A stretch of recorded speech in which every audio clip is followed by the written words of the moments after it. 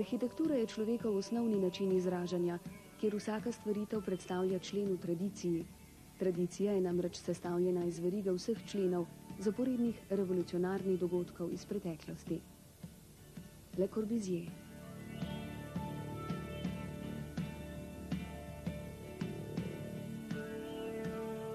Borba za pravo podobo preteklosti je le borba za pravo podobo svojega časa in samega sebe.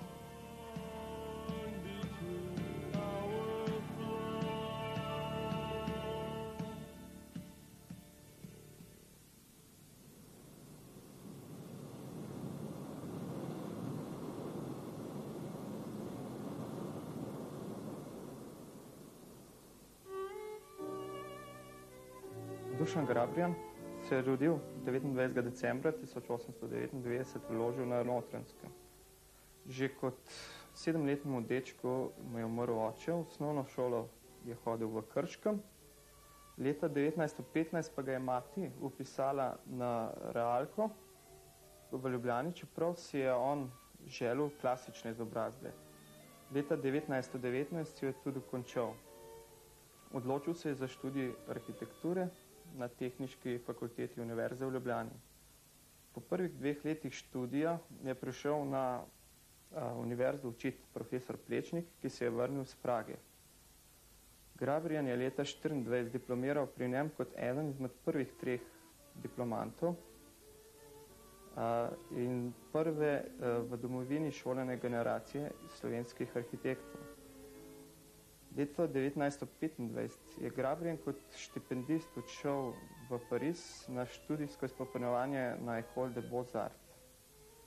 Po vrnitvi se je zaposlil na gradbeni direkciji v Ljubljani, kjer je ostal do 1929. Medtem je odslužil vojaščino v Mariboru, ta čas se je vpisal tudi na Filozofsko fakulteto, kjer je obiskoval predavanja iz filozofije, zgodovine umetnosti, sociologije, literature, slovenske, srbohrvaške, ruske in poljske, vendar zaradi pomanjkanja časa ni opravljal izpitov. Leta 1929 se je zaposlil na gradbeni direkciji v Sarajevu in se je tja tudi preselil. Objavil je vse več člankov v različnih časopisih in revijah, ter se poleg pedagoškega posvečal tudi raziskovalnemu delu kot samostojni arhitekt, projektant, pa je ustvarjal vse manj in se s koncem 30 let dokončno odpovedal delu arhitekta projektanta. Po osvoboditvi je postal na predlog njegovih bivših dijakov, aktivnih v narodno-osvobodilni borbi, vršilec dolžnosti direktorja Srednje tehnične šole v Sarajevu, kjer je vse ta leta učil. Vendar se je že leta 1945 na poziv Narodne vlade Slovenije vrnil v Ljubljano. Tu se je leta 1946 zaposlil kot referent za strokovno šolstvo na Ministrstvu za rudarstvo in industrijo. S posredovanjem prijatelja, arhitekta Milana Severja, je postal honorarni predavatelj na razširjenem oddelku za arhitekturo Tehniške fakultete v Ljubljani. Leta 1947 je postal docent, leta 1951 pa izredni profesor. Med tem časom je intenzivno pisal, pripravljal in rejal tekste za svoje načrtovane knjige. Med počitnicami leta 1946 je v okviru solidarnostne pomoči pri obnovi obiskal Makedonijo, enako tudi leta 1947 in 1949. Tja je učil skupino študentov. Preučujejo predvsem tradicionalno makedonsko arhitekturo. V polnem delovnem in ustvarjalnem zagonu je leta 1952 pri sicer manj zahtevnem kirurškem posegu umrl na operacijski mizi.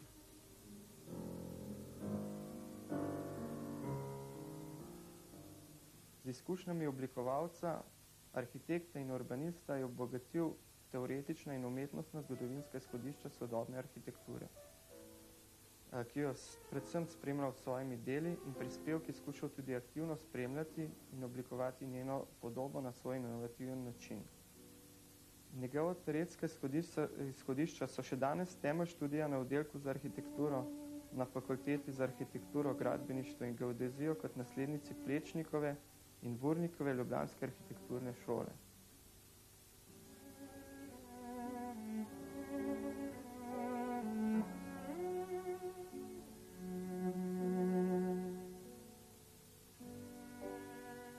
Dušan Grabrijan je bil med prvimi 3 diplomanti profesorja Jožeta Plečnika, njegov velik oboževalec, obenem pa vnet iskalec novih poti v arhitekturi.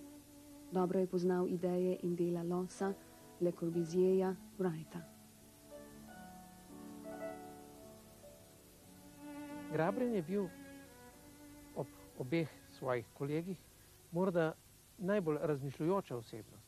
Človek, ki si je poleg arhitekturnih vprašanj postavljal še številna vsebinska druga vprašanja, ki zadevajo arhitekturo in družbeno vlogo in se drugače kot oba Tomažič in Fatur postavlja vprašanje vzorov in aktualnih problemov evropske arhitekture. Okoliščina, da so vsi trije začeli študirati še pred prihodom Plečnika, je bila tudi pomenljiva. Namreč vsi trije so si že poprej, še pred Plečnikom, zastavili nekatera vprašanja in jih reševali po svoje, mimo učiteljevega vpliva. Tako je prišel Plečnik mednje in je seveda zasejal v že nekoliko izoblikovana stališča, izoblikovana mnenja o arhitekturi in njenih nalogah, dvom. In ta dvom se pozneje pri Grabrijanu še posebej okrepil, pozneje, ko je postal privrženec sodobne oziroma moderne arhitekturne različice, lahko celo rečemo Le Corbusierjanskega kova.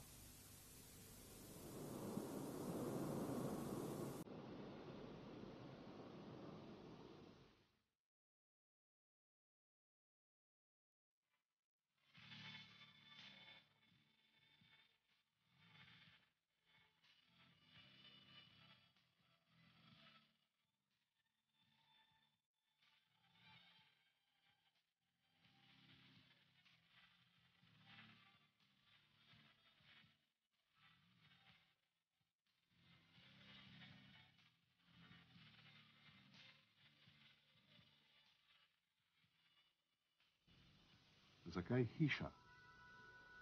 Človek preživi v njej vsaj polovico svojega življenja in ima zato poseben odnos do njej. V hiši so zarodki elementov vse ostale arhitekture. Tako potem ne bo več težko priti do arhitektur, kjer so ti elementi bolj razviti ali drugače zastopani.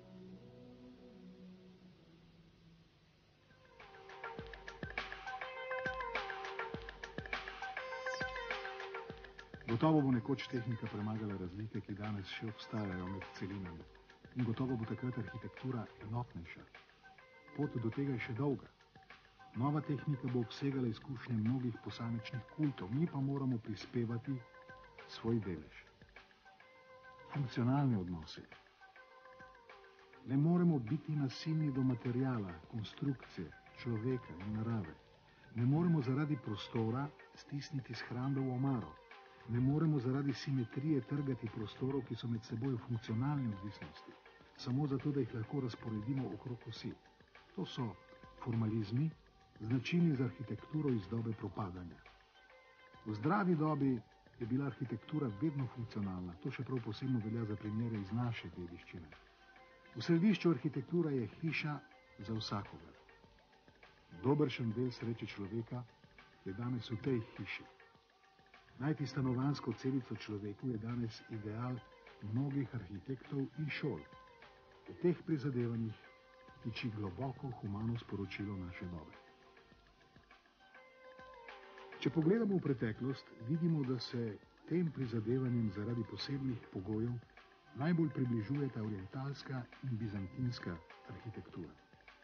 Zato se ne smemo čuditi, če povsod opažamo vplive teh dveh arhitektur na sodobno. Francozom in Američanom se zdita eksotični, iz njih črpajo nove pobude.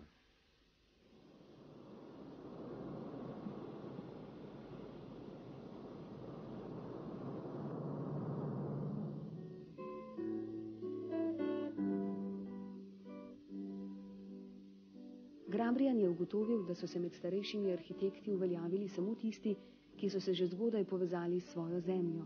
Pri tem ima v mislih Plečnika, Alta in Wrighta. Domača umetnost, dediščino, išče med dvema poloma, med folkloro in slogom. Folklora je skupni izraz dejavnosti ljudstva iz dobe, ko še ni bilo razmer, ki bi lahko omogočile popolnoma izdelano umetnost.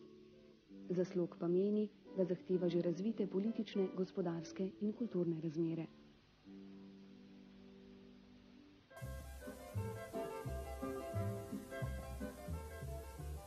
Izjemen primer v razvoju predstavlja alpska hiša. Ima vežo ali lopo. Iz delitve veže nastala tudi kuhinja. Glavni prostor v hiši pa je izba ali iža z ene strani veže. Za njo poleg kuhinje je shramba. Z druge strani pa sta še čumnata in kamrica ali spalnici. To pot je torej hiša dvotraktna in je videti, kakor da ni šla več iz dimnice. Če so pri dimnici hoteli koga poslati v hišo, so rekli, pojdi v kočo. Tu pa pravijo, pojdi v hišo. In hiša ali iža imenujejo izbo ali dnevni prostor.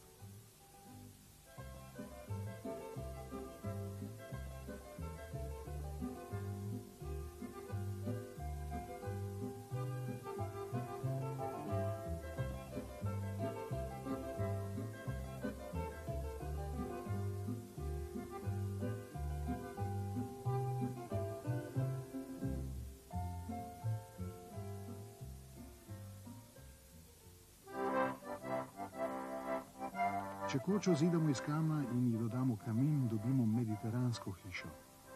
Zaradi lesenih stropnikov so ostali prostori vezani z razpetino od 4 do 5 metrov. Vendar je ta hiša naprednejša, ker ima dimnik in kamin in se lahko z dodatkom sobe, kamre, razvija v pritličje, pa tudi nadstropje. V teh hišah bivajo in jedo v dimnici, spijo pa v kamri.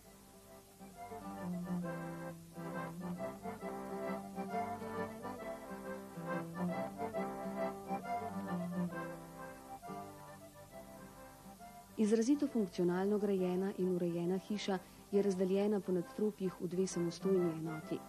Spodaj je velik prostor, ki je bil nekoč oljčni mlin, v manjšem prostoru pa so imeli kamnito korito za shranjevanje olja.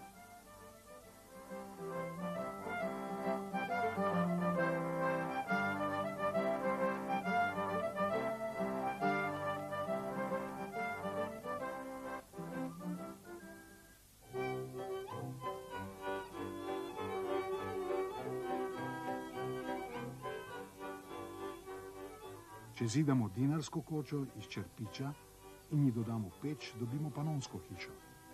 Vse hiše, razen alpske, večinoma ne presegajo globine enega trakta, ker izhajajo iz brun, razvijajo pa se z nizanjem prostorov.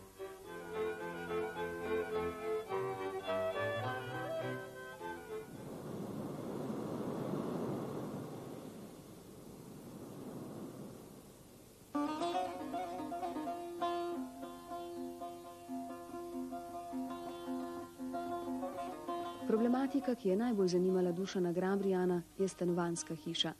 Vedel je, da je stanovanjska hiša najbolj razvita v Orientu in da se ta čudovito stika z zahodno sodobno arhitekturo. Odločil se je, da bo stične točke med njima podrobneje raziskal. Kot originalna vzorca je vzel bosansko orientalsko hišo in makedonsko stanovanjsko hišo. Ugotovil je, da obstoji vrzel med orientalsko in evropsko hišo, ter da so vmesni členi te vrzeli na jugu Balkana. S prikazom vmesnih členov, ki povezujejo orientalsko in evropsko hišo, je hotel evropskim arhitektom nakazati, da ne razlagajo več orientalske hiše kot konglomerat prostorov brez določenega namena.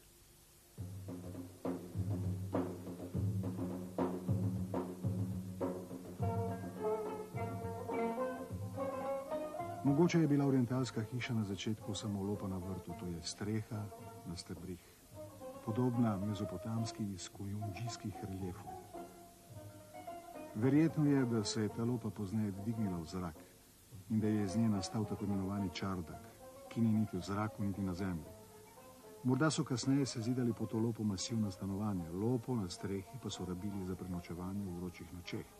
Podobna je onim nad egipčanskimi in mezopotamskimi hišami. Morda je s prehodom hiše v drugo podnebje postalo stanovanje v masivnem pritličju zimsko, lopo pod streho pa so obzidali in spremenili v poletno stanovanje. Temu stanovanju pa se je pridružila lesena lopa, to pod zunanje in sprednje strani. Mi v našem mrzlem in severnjaškem podnebju iščemo prostorom v hiši sonca. Ljudje iz tropskih krajev pa iščejo sence. Taka divanhana je namreč sončnik pred hišo. Je streha spodom na stebrih proti soncu. Je sloj zraka med vročim zunanjim in hladnejšim notranjim slojem, ki povzroča prepih.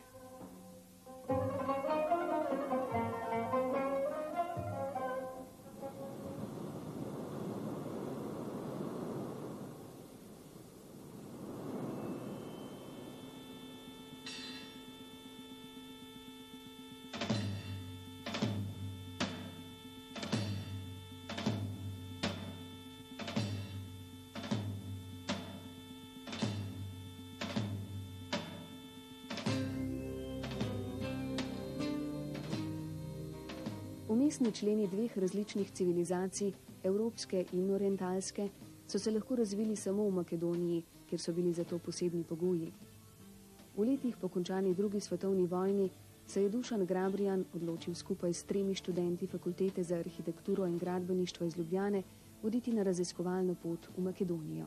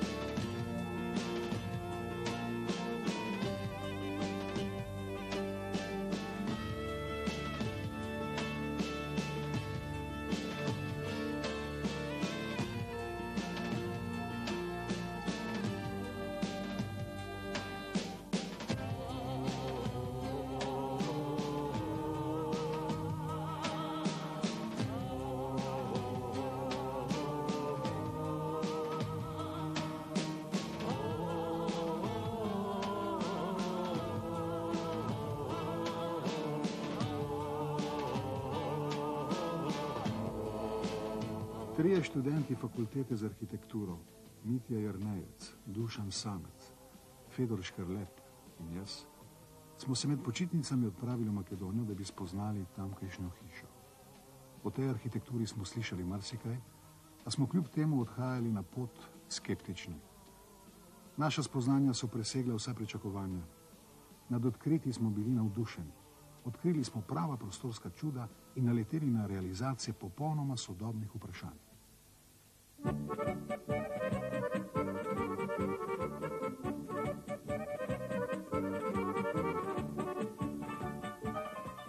Najprej so krenili iz Skopja preko Velesa, Kruševa in Bitole proti zahodu v Ohrid, Strugo, preko Svetega Jovana Bigorskega, Galičnika v Tetovo in nazaj proti Skopju.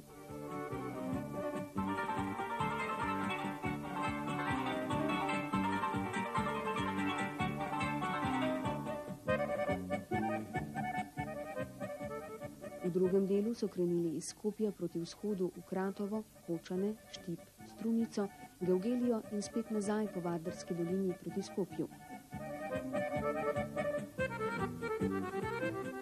Dežela se je razvila pod prav posebnimi pogoji.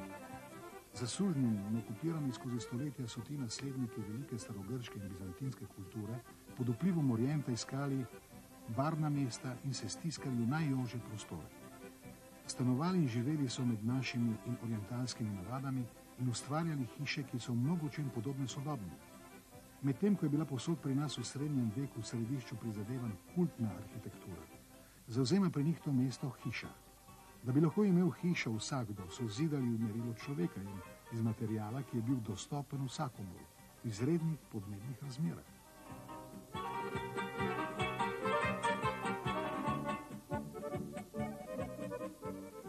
Najprej smo se zanimali za tvorce te arhitekture in med potjo spraševali ljudi po njih.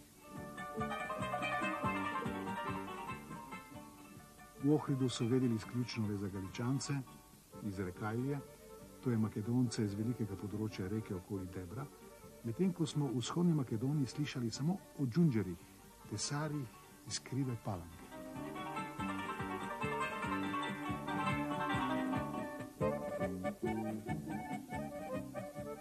Во текот на 19. век архитектонското народно творештво доживува најголем подем врз база на економската моќ на православното население, кое се базира на развојот на занечиството и трговијата на овие простори.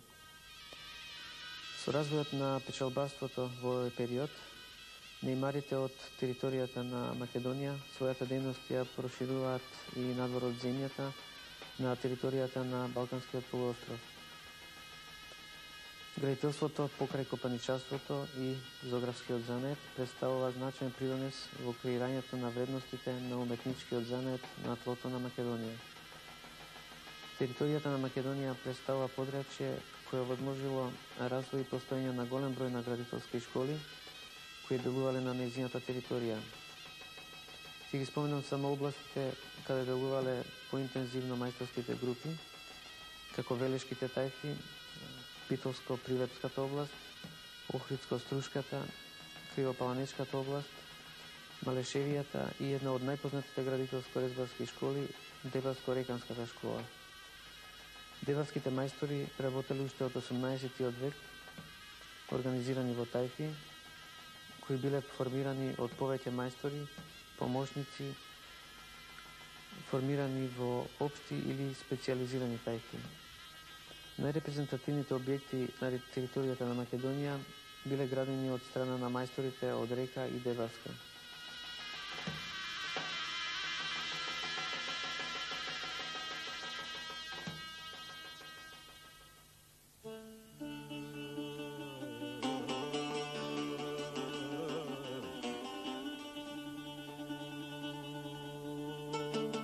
Spraševali smo se, kako so se lahko pod Turki uveljavili mojstri kristjani.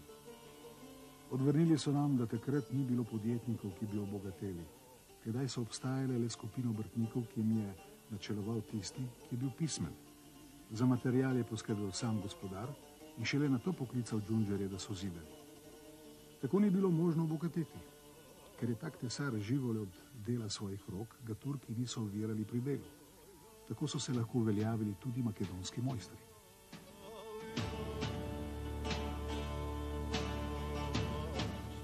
A vse se mi zdi, da si tega ni mogel izmisliti anonimen džundžer. Stari rezbar nam je povedal, mi smo neposredni potomci stare grške, rimske in bizantinske umetnosti. Turki so prišli za nami, ko smo mi že imeli svoje freske.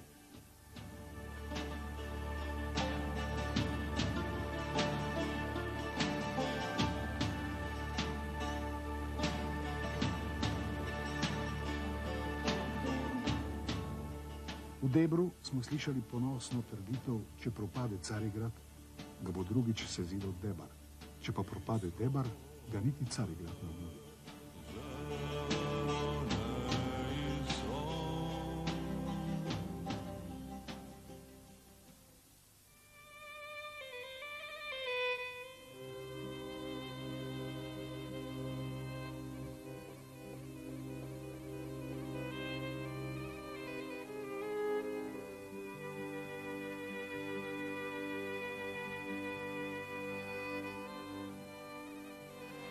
Професорот Грабријан веројатно можел да прочита за климатските карактеристики на Македонија и веројатно можел на географската карта да си направи предпоставка за амбиентот со кој ќе се сретне.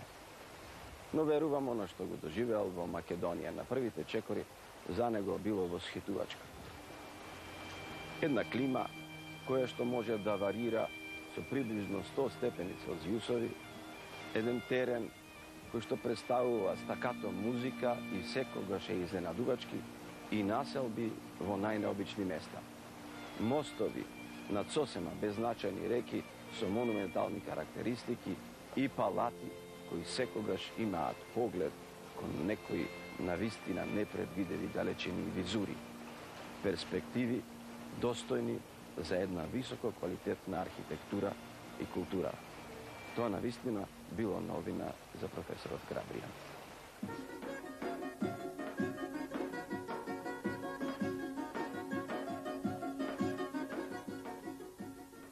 Stari Ohrid je najbolj makedonsko mesto. Tu je cerkev svetega Klimenta na hribu. Okrog nje je naselbina, po hribu med naseljem se vije stara Via Ignacija, ki je vezala Jadransko morje z Egejskim, ob njej pa so razvrščene cerkvice. Ali so te četrti okrog cerkvic cerkvene občine? Ali smemo to pot skozi naselje imeti za poslovno središče mesta? Današnje središče s Čaršijo je v dolini in je najbrž novejše zasnove.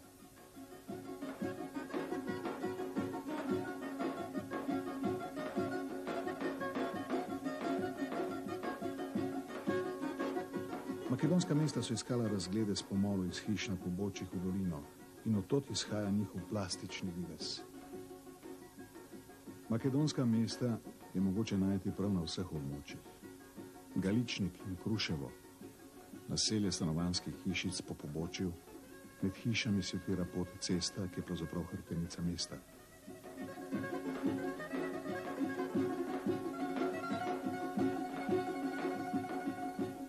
Veles, cesta v breki v dolini, ob njej na križišču poti je Čaršija. Z obeh strani po pobočjih pa so stanovanjska naselja. Ohrid, krščansko naselje na hribu, v dolini skozi naselje se vije cesta s Čaršijo. Naselje se stiska na robu hriba.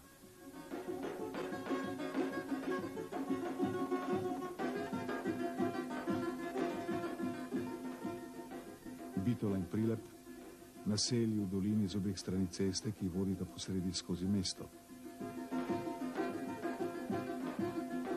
Tekov in Strubnica imata naselje v dolini, skozi katero se vije cesta s Čaršijo, ostali se stiskajo v naselje ob obronku hriba. Kratovo se zaradi tesnega prostora med hribi moral razvijati v višino. Tak je tudi Štip, stisnjen med reko in hribi.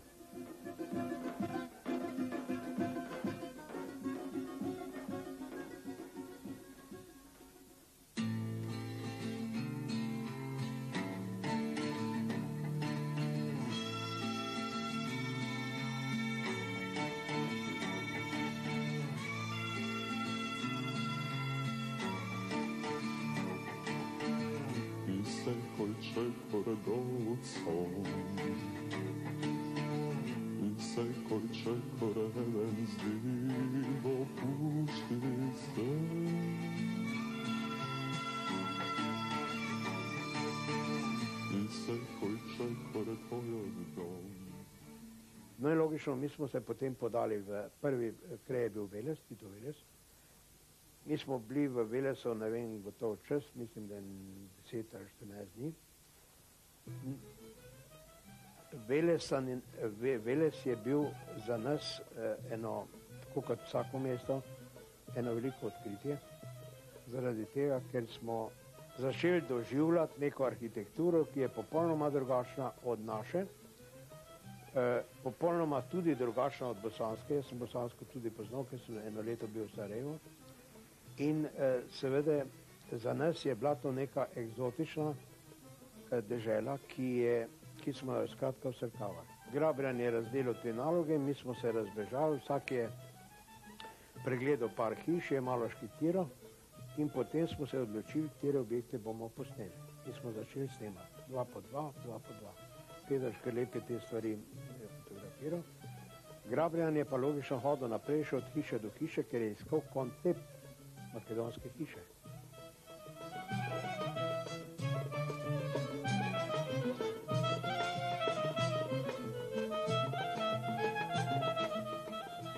Kakšna je makedonska hiša? Podnebje zahteva določeno dvojnost gradnje, kamnito masivno pritličje s kletmi v zemlji in predalčno nadstropje s stanovanjskimi prostori, podobno torej orientalske hiši. Iz te delitve je počasi išla druga delitev, na zimsko